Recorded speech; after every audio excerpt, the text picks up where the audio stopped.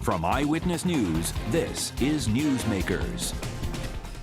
Welcome to Newsmakers. I'm Tim White. On the second half of the show, my colleague Ted Nesi talks to a candidate looking to replace Joe Kennedy in Congress, as Kennedy is campaigning for a U.S. Senate seat. But first, come August 31st, the governor has said schools will reopen.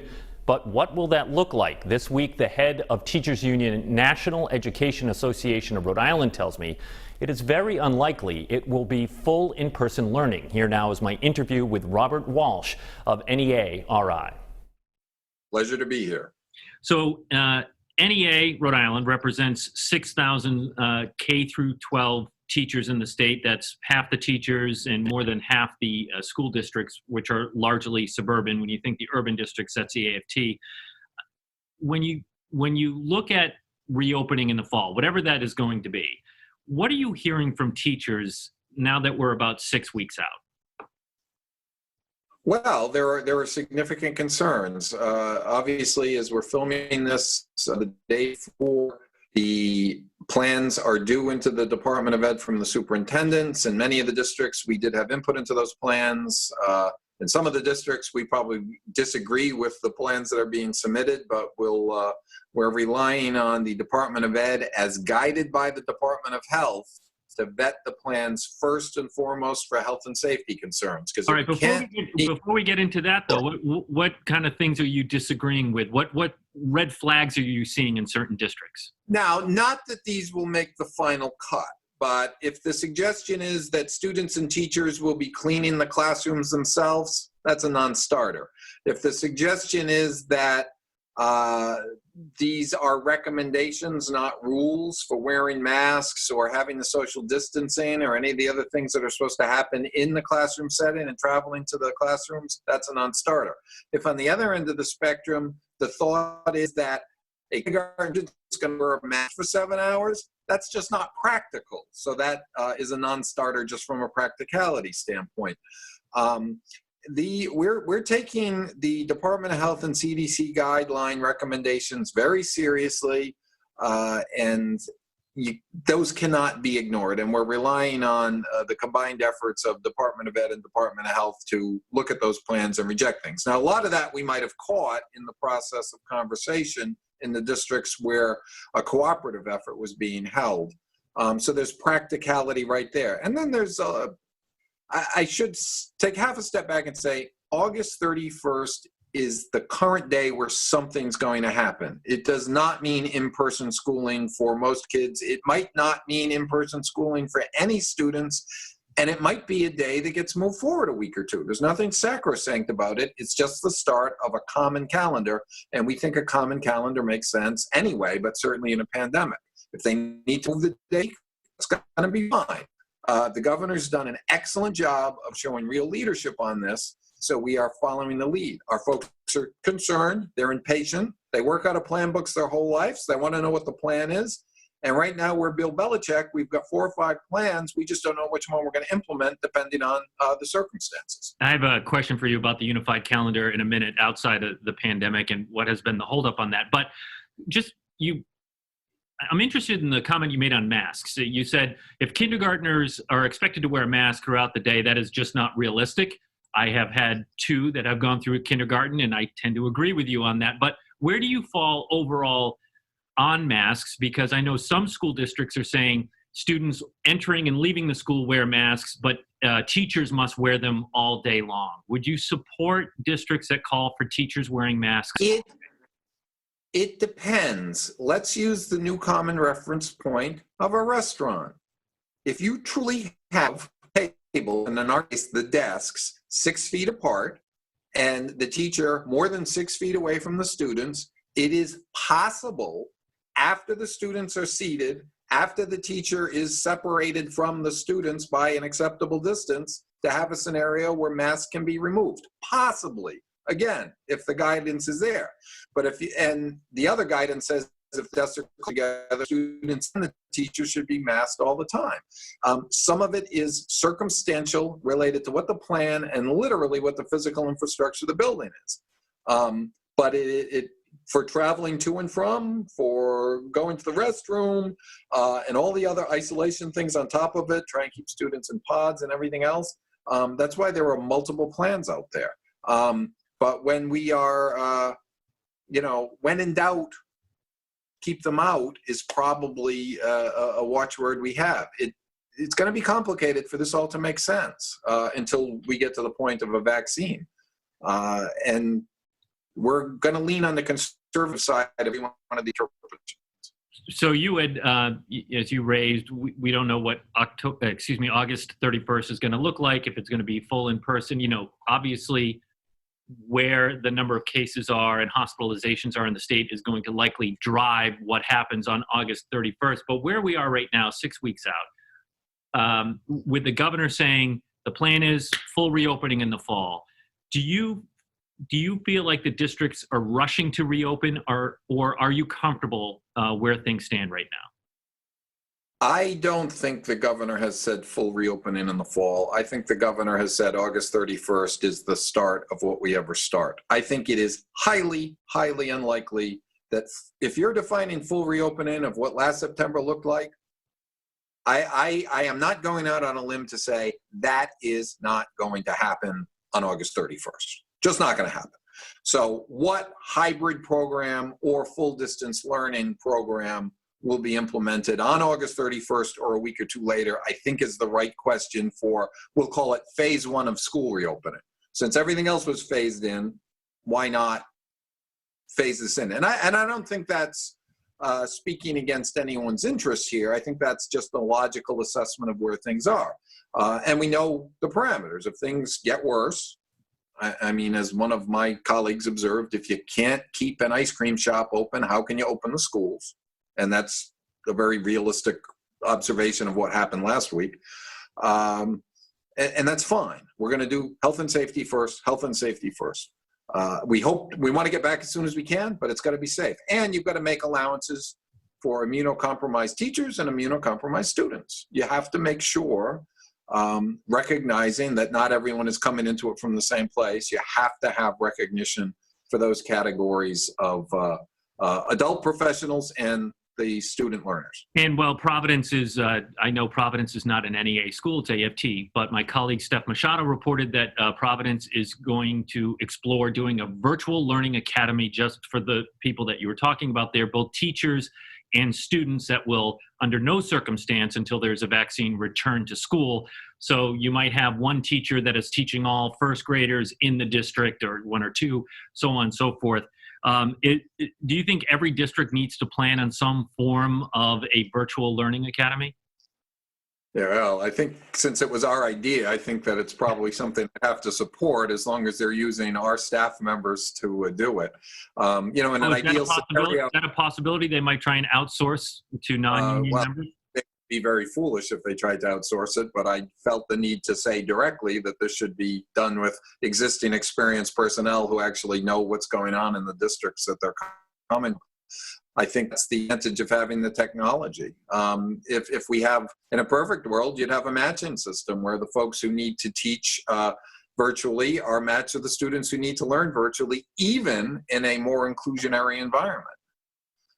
We just don't know what area we're going to be facing and when. But I think these plans are going to be useful and important because I think each element of them has the chance of being used. Even if we started in some hybrid system, we may have to drop back to full distance learning. And we know that in the No More Snow Days announcement, we will have times where there's distance learning. And we know in the common calendar with 8 days of virtual education, there'll be some distance learning. So we will be prepared for that. We'll have the technology in place for that. It's just how frequently do we need to use it? I don't think we're back to a full inclusionary environment till well after the first of the year. I don't think you're going to see something that looked like last September until sometime in next year. And that's fine. That's good. That's smart planning. With the, as we know, the coronavirus is particularly rough on the older population. Are you hearing from older teachers who may have health concerns that they're putting in their retirement papers, or on the flip side, are being asked to retire? I have not heard anyone be asked to that's been asked to retire. I have absolutely directly personally talked to teachers who told me they made the decision to retire earlier than they intended to because of their concerns of their own health or their spouse's health.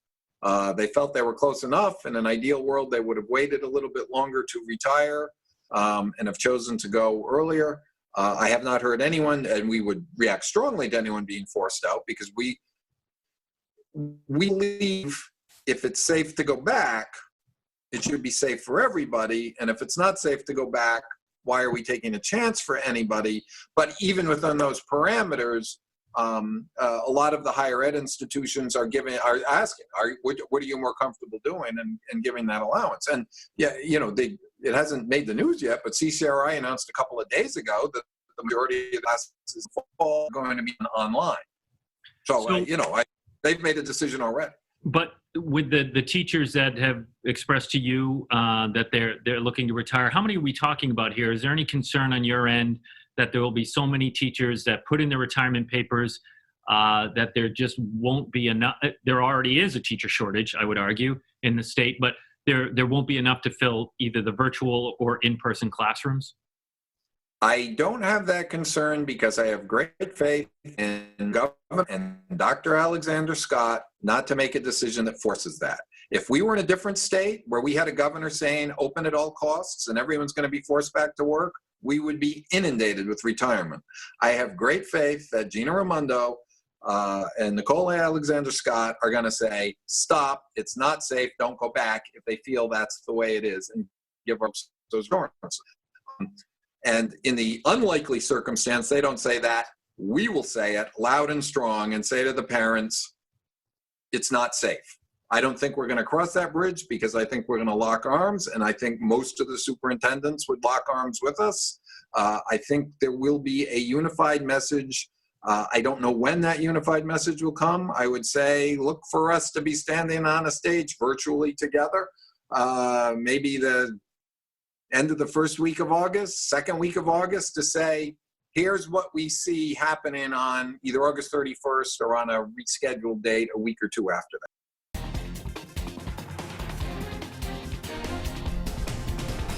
Welcome back to Newsmakers. I'm Tim White. On the second half, my colleague Ted Nesi talks to Ihssane Leckey, who is running in a very packed race to replace Joe Kennedy for the 4th Congressional District of Massachusetts.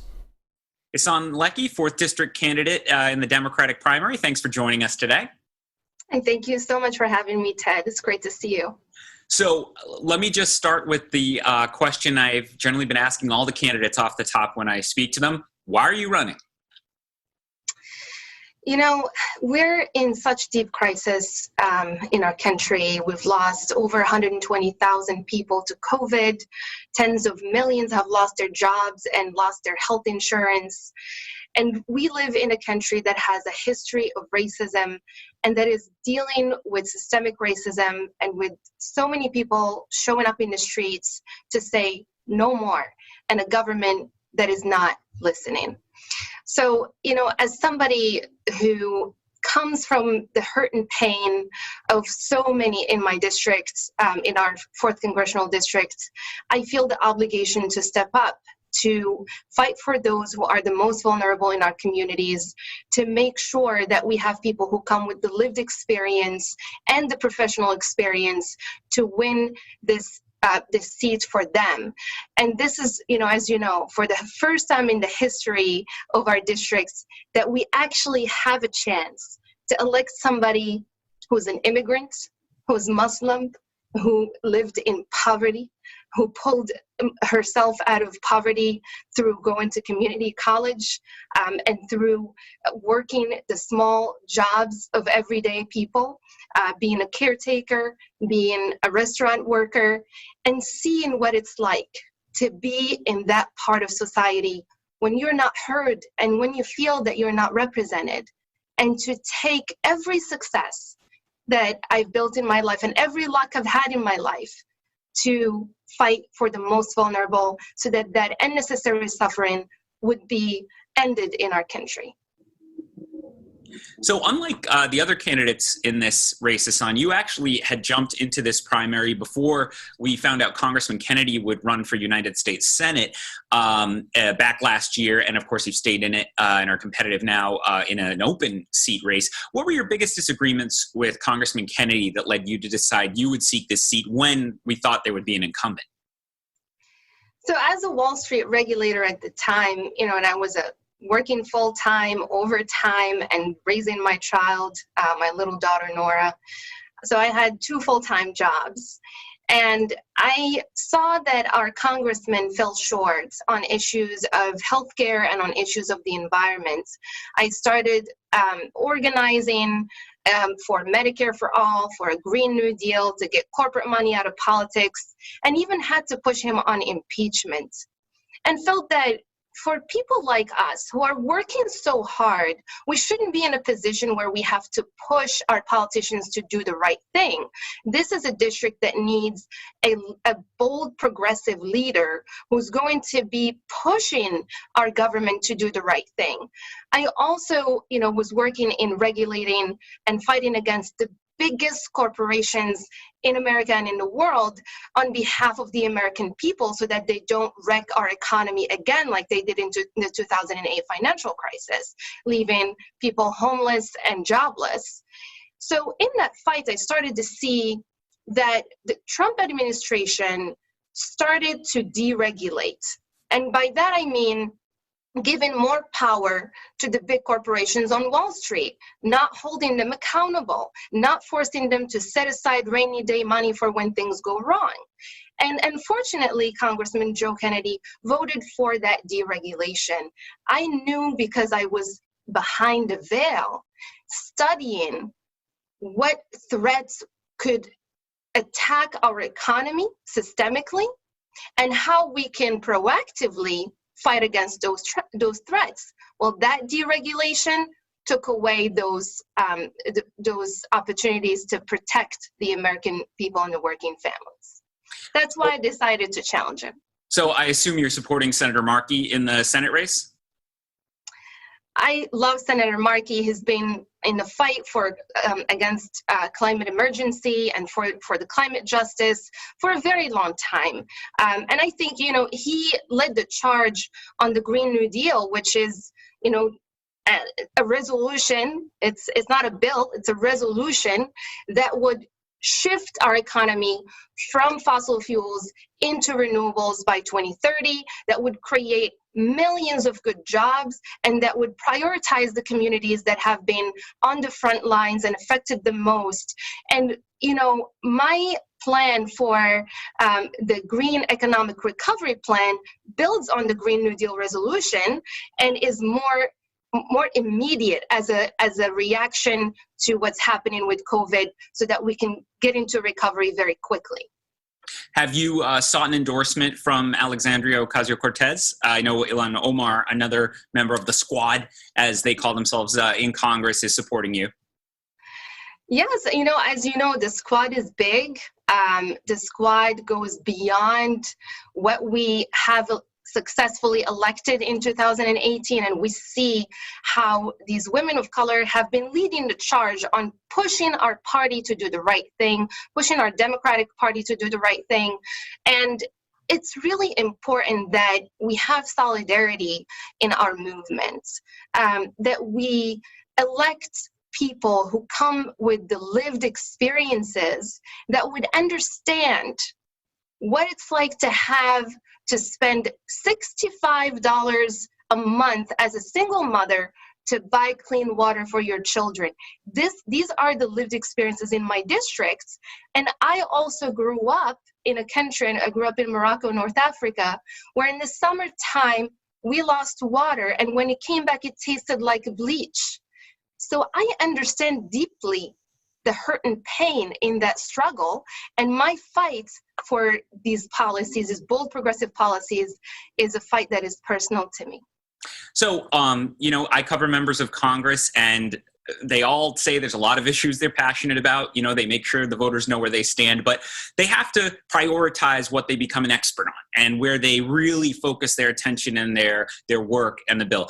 If you think of that number one issue that you're going to devote, and again, not to say there aren't other issues that are important to you, but that one you would really focus a lot on, what one issue would you say comes right to mind?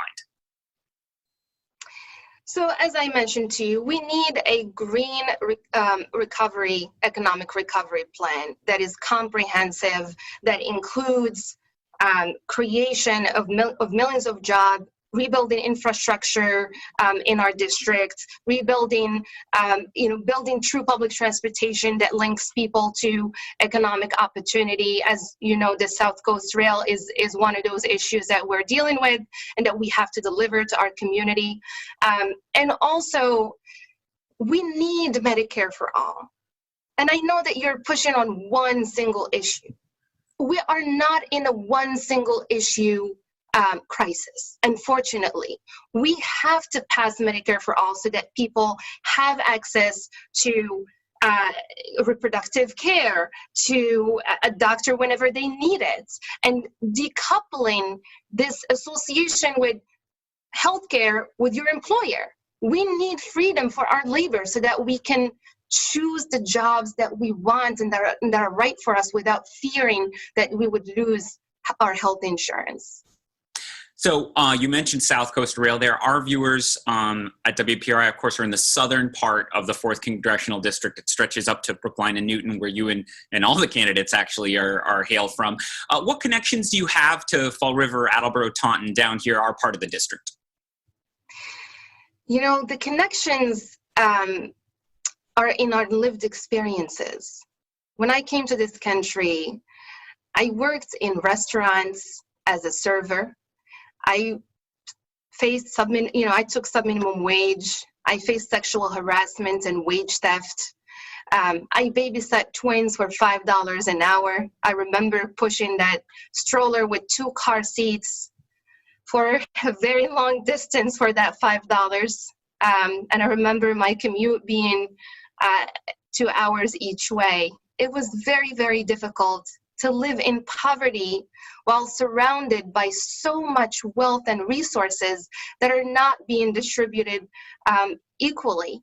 And it's difficult to see that it's so unnecessary in our country to have to live in poverty, to have to struggle with housing. I lived in a home where I could not afford to have heat in the winter. And this is how I'm connected with our community in the South Coast, because these have been their experiences and their struggle for a long time, and they have been X'd out of the political dialogue and the decision-making table. And we need people who come from our lived experiences to be the fighters for us. I am that person, and I've been connecting with our communities in the South Coast and all across the districts to build this agenda together and fight for each other. You, as of your most recent report, I was looking at the FEC reports today, you've loaned your campaign $800,000 of the $951,000 you've taken in. You're a big Bernie Sanders supporter. He's in your first ad, and he always says that elections, shouldn't be bought by millionaires, but you are competitive because you're able to put so much of your personal wealth into the race. How do you square that? Look, this is the race of fighting for those we don't know, fighting for the most vulnerable in our communities. As I mentioned to you, I survived poverty in this country. And I put myself through community college. I pushed my way through the oppressive structures to fight them back and to become a Wall Street regulator who's fighting the biggest banks and the biggest corrupt corporations in the world on behalf of the working people. I'm willing to put my blood into this work. I will put everything that I have built, everything that I have earned for my family, for the sake of fighting for Medicare for all, fighting for social and racial and economic and environmental justice. And I don't take a dime from corporate PACs and lobbyists. And like many who are running in this race, who take that dark money, I will never take that dark money. And you know, we live in COVID, and campaigns like the Bernie Sanders campaign survived on small dollar donations from all across the country.